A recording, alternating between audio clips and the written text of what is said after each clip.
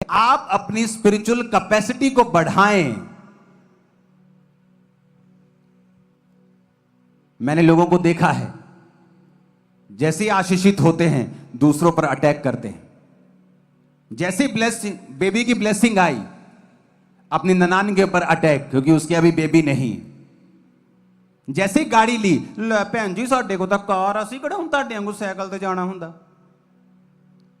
दूसरों को शर्मिंदा, ओ मेरे पास तो बड़ी चर्च है, तुम सब पापी हो।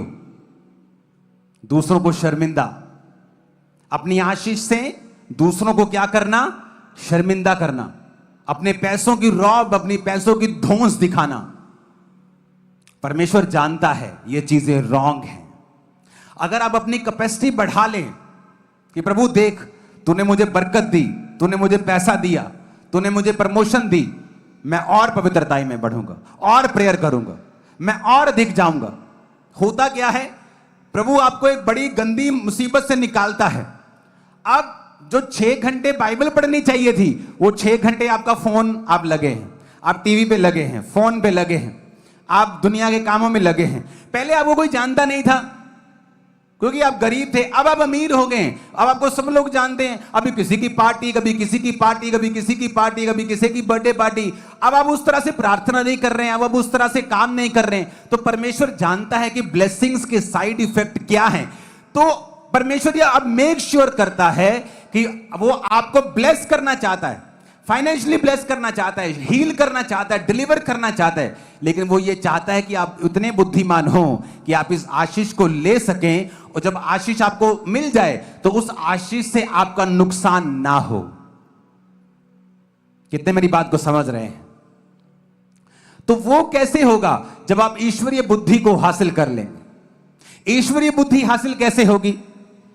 पहले तो ये बात समझ लो कि अगर आपके अंदर परमेश्वर की आत्मिक बुद्धि नहीं है, हो सकता है आप शारीरिक रूप से बड़े बुद्धिमान हो, अर्थली दुनियावी तौर पे बड़े बुद्धिमान हो, आपको पूरा घर चलाना आता है, मैनिपुलेट करना आता है, इधर की बात उधर बड़े समझदारी के साथ आप चल पाते हैं। इसका मतलब ये नहीं है कि आपके अंदर ईश्वर की बुद्धि है।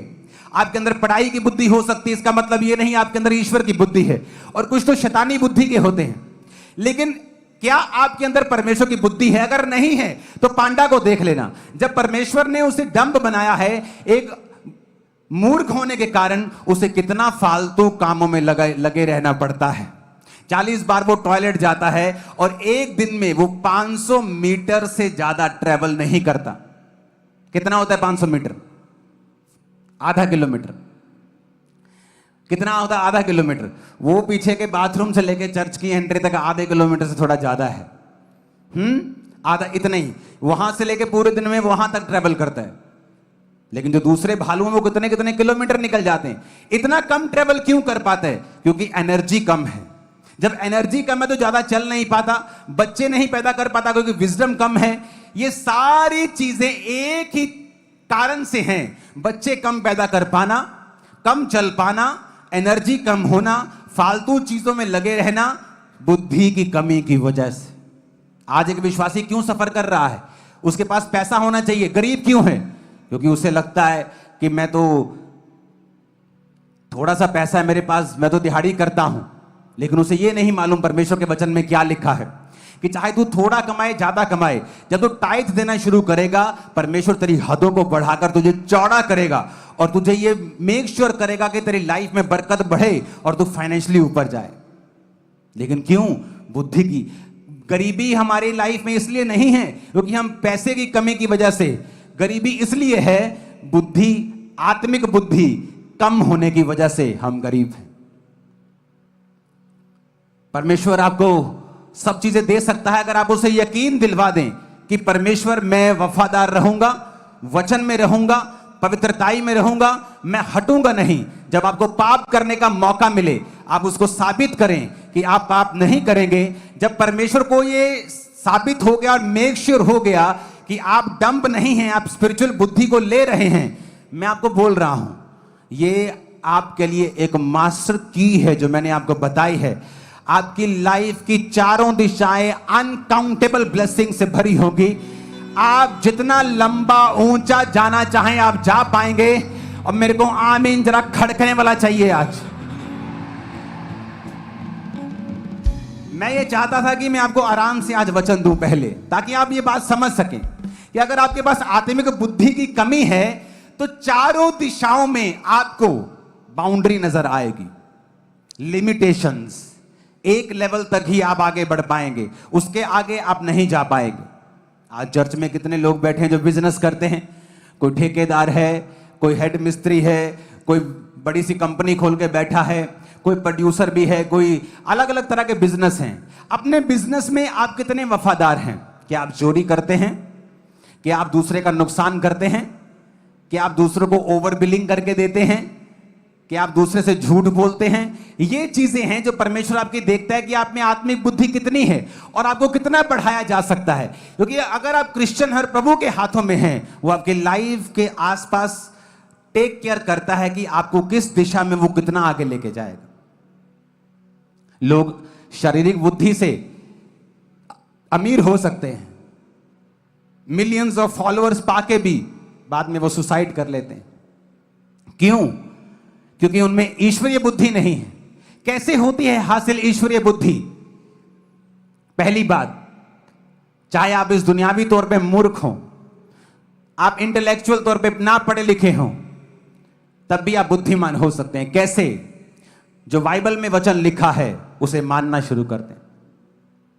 पढ़ें, वचन को पढ़ें, वचन को फॉलो करें, वचन को पढ़ें, वचन को फॉलो करें। उसने कहा अगर तू वचन को पढ़े और इसे मानना शुरू करे, तू मूर्ख भी हो तो भी गिरेगा नहीं, तू मूर्ख भी हो तो भी तू सफर नहीं करेगा। क्योंकि तू अगर दुनियावी मूर्ख है और बाइबल पढ़ना शुरू कर दे, आप नीति वचन में पढ़ के देखो कितनी बुद्धि की बातें लिखी। दोस्तों के साथ कैसे रहना है, समाज में कैसे रहना है, एक पत्नी कैसी होनी चाहिए, पति कैसा होना चाहिए, बच्चे कैसे होने चाहिए, बाइबल में हर चीज का जिक्र किया गया है।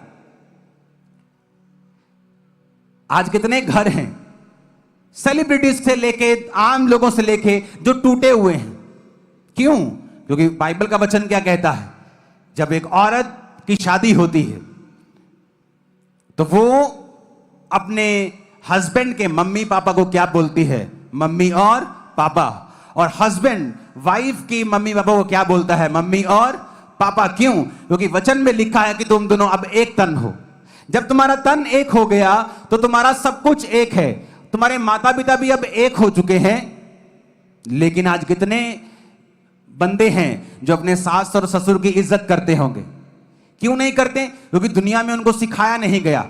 कभी अपने सास ससुर की सपोर्ट नहीं करेंगे, कभी उनको पैसे से ब्लेस नहीं करेंगे, कभी चीजों से ब्लेस नहीं करेंगे, क्योंकि उन्हें लगता है कि ये सही नहीं। जबकि बाइबल क्या कहती है कि वो तुम्हारे क्या हैं? माता और पिता। तुम्हारी सास तुम्हारे ससुर नहीं है, वो एक्चुअल में तुम्हारे माता और पिता हैं। इब्रानी भाषा में सास और ससुर नाम का शब्द नहीं, माता पिता को माता पिता ही बोला गया है। अपने स्पाउस, अपने हस्बैंड वाइफ की माता पिता को भी तुम्हारा माता और पिता ही बोला गया है। अब होता क्या है, जब आप चर्च में आते हैं आपको ये विजडम पता चलती है कि ये आत्मिक बुद्धि की बात है, और आप वही करना शुरू कर देते हैं और आप अपनी लाइफ में बरकत को देखते हैं। और जो लोग परमेश्वर के वचन से जुड़े हुए नहीं हैं, मुझे हैरानी होती है, मैंने तो कई लड़कियों को अपनी सास को आंटी बोलते हुए देखा है। आंटी, मैंने कहा ये क्या बोल रही है अभी? आंटी, सास को आंटी? मैंने कहा मैं क्या सुन रहा हूं? कहते बोलते हैं। मैं बड़ा हैरान हुआ। मेरी वाइफ ने कहा आंटी बोलते हैं ये कई लोग। मैंने कहा आंटी, सास को आंटी क्यों? उन लोगों का कसूर नहीं, उन्हें वचन की नॉलेज नहीं है। जब वचन की नॉलेज होती है, आत्मिक बुद्धि आपके अंदर प्रवेश करना शुरू करती है।